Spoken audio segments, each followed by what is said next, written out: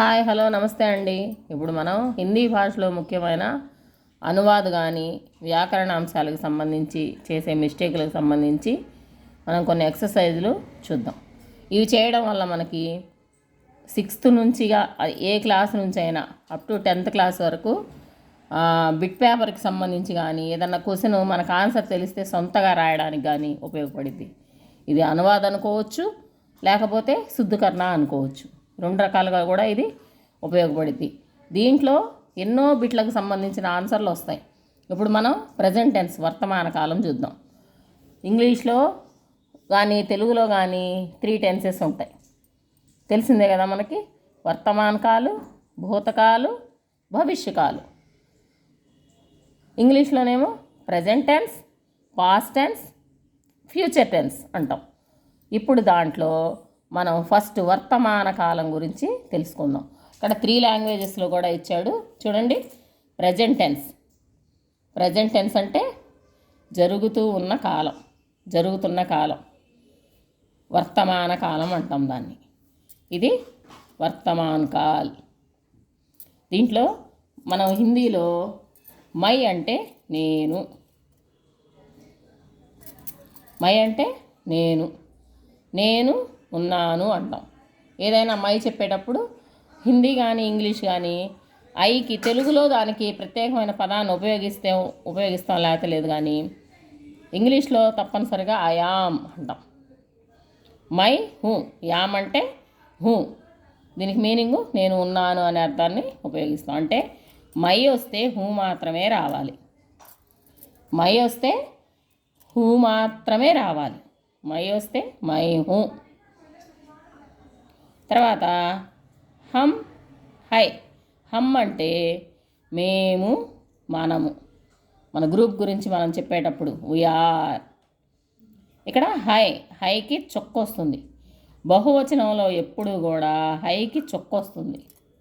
బహువచనం చెప్తున్నాము అంటే హైకి తప్పనిసరిగా చొక్క పెట్టాలి హిందీలో.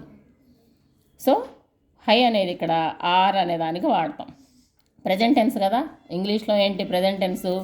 యామ్, ఆరు, ఈజ్. ఈ మూడే కదా ఎక్కువ వాడతాం. యామ్, ఆరు, ఈజ్. యామ్ నేను అయితే యామ్ వాడతాం. సింగిల్ అయితే సింగిల్ అయితే ఈజ్ వాడతాం. ప్లూరల్ అయితే ఆర్ వాడతాం. సరే, తుమ్ వస్తే తుమ్ అంటే నీవు. ఎదుటోళ్ళ గురించి, మన సమవయస్కుల గురించి చెప్పేదాన్ని నీవు అంటాం ఇక్కడ. సో తుమ్ము వచ్చినప్పుడు హో వచ్చింది. తుమ్ము వస్తే హో. ఇక్కడ ఆరే, కానీ ఇక్కడ హమ్ అంటేనేమో వీకి ఆరే వాడాం, కానీ హమ్ అంటేనేమో హై వచ్చింది. హై వచ్చి చొక్కొచ్చింది. కానీ తుమ్ము వస్తే తుమ్ము అనేది ఏకవచనానికి సంబంధించింది. ఎక్కువ బహువచనానికి వాడం దీన్ని. నీవు, ఒక మనిషి ఉన్నా కానీ మీరు అంటుంటాం కదా, అలా ఇది ఏకవచనానికి సంబంధించింది. కానీ హై రాదు, హో వచ్చింది. ఇది బాగా గుర్తుంచుకోవాలి. ఇవన్నీ కూడా ఎగ్జామ్స్లో శుద్ధకర్ణ కానీ సహీ వాక్యచ్చును అని అలాంటి వాటికి ఇస్తూ ఉంటాడు. తప్పేది రైట్ ఏది అనేది చెప్పడం కోసం ఇస్తూ ఉంటాడు. సో ముందు తుమ్ము వచ్చిందంటే వాక్యం చివరిలో హైలు కానీ హూలు కానీ ఏమి రాకూడదు, ఓన్లీ హో రావాలి. తర్వాత ఆప్ అంటే తమరు. ఇది కూడా ప్లూరల్, బహువచనం కాబట్టి ఇది కూడా హైకి చొక్కొచ్చింది. ఆప్ అంటే తమరు ఉన్నారు. ముందు రోజుల్లో వీటిని ఎలా ఉపయోగిస్తాం అనేది మనం స్టెప్ బై స్టెప్ నేర్చుకుందాం. ఇకపోతే యహ్, వహ్. దూరంగా ఉన్నదాన్ని వహ్ అని పిలుస్తాం. వహ్ అంటే దూరం, యహ్ అంటే దగ్గర. అంటే యహ్ ఇది అంటే ఏమంటాం? దిస్. ఏమంటాం? దిస్. వస్తువు అయితే దిస్ అంటాం. అదే మనిషి అయితే ఏమంటాం? ఇతడు, ఇది అలా వాడతాం. ఈమె ఆడం అయితే. అదే వహ్ అంటే దూరంగా ఉన్న వాటి గురించి. ఇక్కడ 2 కలిపిచ్చాడు, కానీ యహ్ అంటే దగ్గరగా ఉన్నది. యహ్ అనేది దిస్ అనే దానికి వాడతాం. వహ్ అంటే సహజంగా దట్ అనే దానికి వాడతాం. దగ్గర, దూరం. ఏ వేలు కూడా అలాగే ఉంటాయి. ఏ వేలు కూడా సేమ్ అలాగే దగ్గరగా ఉన్నదానికి ఏ అంటే దీస్ అనే దానికి వాడతాం. అదే వే అంటే దోస్ అనే దానికి వాడతాం. ఇక్కడ వహ అనే దానికి ఈ రెండింటికి కూడా ఇట్టు వాడుతుంటారు సహజంగా. ఇదిగో ఇక్కడ ఇట్టు, యహ్ వహ అనే దానికి రెండింటికి కూడా ఇట్టును ఉపయోగిస్తూనే ఉంటారు. Those, these. అదే మనుషులైతే దే అంటాం. వచ్చింది కదా, దే. వస్తువులైతే వారు వీరు దేనికైనా సరే దూరంగా ఉన్న దగ్గరగా ఉన్న మనుషులకి దే అనే వాడతాం. దే. వస్తువులు కానీ జంతువులు కానీ ఎట్లా అయితే దీజు, దోజు అలాంటివి ఉపయోగిస్తాం. ఇది యహ్ వహ్. ఇది సింగులర్లు. సింగులర్ అంటే హైకి చుక్క లేకుండా వచ్చింది. ఇంగ్లీష్లో అయితే ఈజ్ వస్తుంది. ఇంగ్లీష్లో ఈజు, హిందీలో అయితే హై, చుక్క లేని హై వచ్చింది. ఇది కూడా అతడు లేకపోతే ఇతడు, ఉన్నాడు, ఉన్నదని. సహజంగా ఈ రెండింటికి ఒకటే ఇచ్చాడు కామన్గా, కానీ మనం మాత్రం జనరల్గా ఇలా ఉపయోగిస్తాం. తర్వాత ఏ వే. ఇవి హీ, షీ, ఇట్, దే, దీజు, దోజు వాడతాం. సహజంగా మనుషుల్ని ఇది అది అనం కాబట్టి మనుషులకి ఏమన్నాడంటే ఇక్కడ ఏ వేనే వాడాడు. సహజంగా వారు వీరు అనేది అంటే మనుషుల్ని రెస్పెక్ట్గా పిలుస్తాం కదా, వారు ఉన్నారా, అతడు ఉన్నాడా, అట్లా. అందుకోసమని ఏ వేలు రెండు కూడా హీ షీట్లోకి ఇచ్చాడు. హీ షీలు కూడా దీనికి సంబంధించి ఇచ్చాడు. యహవాహలకి ఇగో ఇక్కడ కూడా ఇచ్చాడు హీ, ఇది. సో అందుకోసమని ఇలా వాడచ్చు, ఇలా వాడచ్చు. మనం వాడకంలో ఉన్నదాన్ని బట్టి, అంటే ఎట్లా రెస్పెక్టబుల్గా మాట్లాడాలనుకుంటే ఏవే వాడతారు, జనరల్గా మాట్లాడాలనుకుంటే యహ్వహ్ వాడతారు. ఏది మనుషులకి. అది.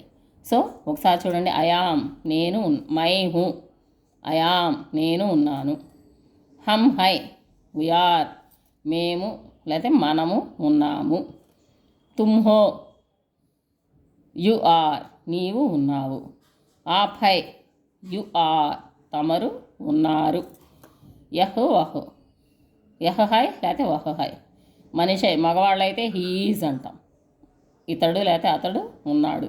ఇక్కడ రెండింటికి ఒకటే వాడాడు, కానీ జనరల్గా అయితే ఇతడు అంటే యహ్ అని, అతడు అంటే వహ్ అని ఉపయోగిస్తుంటాం. షీఈజ్ లేడీస్ గురించి, స్త్రీలింగాన్ని గురించి చెప్తే. ఇట్ అనేది వస్తువులు జంతువులు వాటికి చెప్తే. ఇక్కడ కూడా సేమ్, వారు ఉన్నారు వీరు. ఇంతవరకు main, very very very most important అని చెప్పాలి. ఏ వాక్యాలు రాయాలన్నా మీకు ఈ మాత్రం మినిమం గ్రామర్ రావాలా.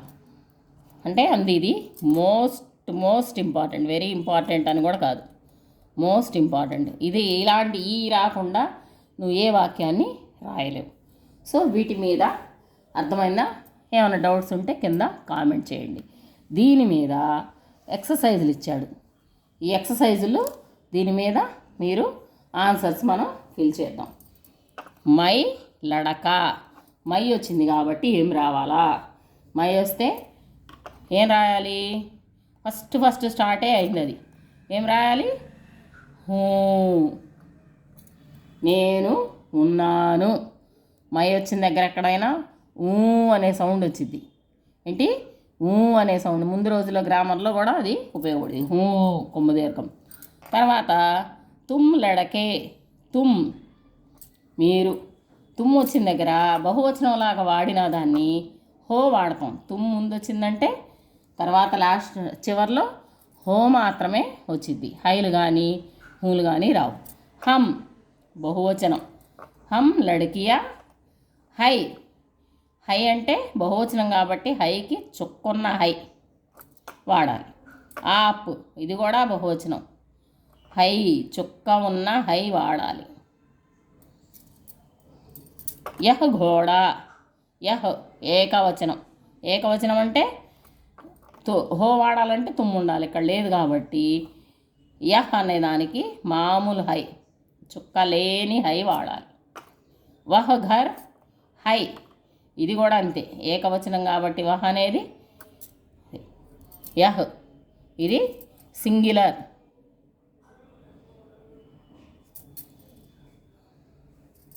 యహ్ అనేది పైన సింగులర్, ఇది యవహు ప్లూరల్.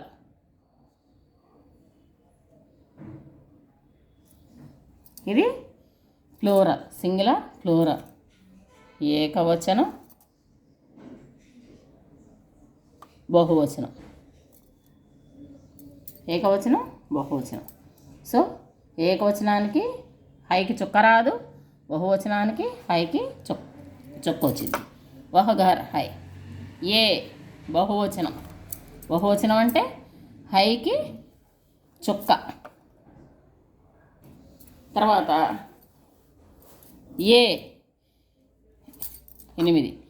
వే గాయే, వే బహువచనం, బహువచనం కాబట్టి హైకి చుక్క. తర్వాత మై రమ. మై వచ్చినప్పుడు ఏం రావాలి? మై వస్తే మై కళ్ళు మూసుకొని పెట్టాలి. ఇవి నిద్రలో అడిగినా కూడా, లెక్కల్లో కనుక టేబుల్స్ ఎలాగో ఇవి కూడా అలాగే. ఇంకా వీటికి ఎలా గుర్తుంచుకోవాలనేది ఏం లేదు. హమ్ ఔరతే, హమ్ వస్తే హై. ఇందులో మీరు గుర్తుంచుకోవాల్సింది ఏంటంటే మై వస్తే మామూలే, మై వస్తే కళ్ళు మూసుకొని మారేది లేదు. అదే తుమ్ వస్తే ఇది కూడా అంతే, హో హో మారేది లేదు. మై తుమ్ హో. తర్వాత ఏకవచనాలు యహ్ వహ్ వస్తే, యహ్ వహ్ కనుక వస్తే ఏకవచనాలు కాబట్టి హై, మామూలు హై. బహువచనాలైనా ఏ వే, ఇంకోటి ఉంది ఆప్, హమ్ ఆప్. ఇవన్నీ ఏంది? బహువచనాలు. బహువచనాలు వీటికి హైకి చుక్క. ఈ 4 పాయింట్స్ మనం గుర్తుంచుకుంటే ఇవన్నీ ఈజీగా వచ్చినట్టే. చూడండి పట్టిక. మై మై తుమ్ హో, వహ్ యహ్ ఏకవచనం హై, ఏ వే హమ్ ఆప్ హై బహువచనం. ఇంతవరకు మీకు బాగా అర్థమైంది అనుకుంటున్నాను. ఏమన్నా డౌట్స్ ఉంటే కామెంట్ చేయండి. మీకు గనక మా వీడియో నచ్చితే ప్లీజ్ లైక్ చేయండి, షేర్ చేయండి. పిల్లలందరూ బాగా చదువుకోవడానికి హెల్ప్ చేయండి. మీరు షేర్ చేయడం అంటే పిల్లలకి చదువుకోవడానికి మీరు హెల్ప్ చేసినట్టే. విద్యాదానం ఒక విధంగా చెప్తే విద్యాదానం కింద లెక్క. అది ఏ సబ్జెక్ట్ అయినా కానీ, ఏ సబ్జెక్టు ఎప్పుడు ఏ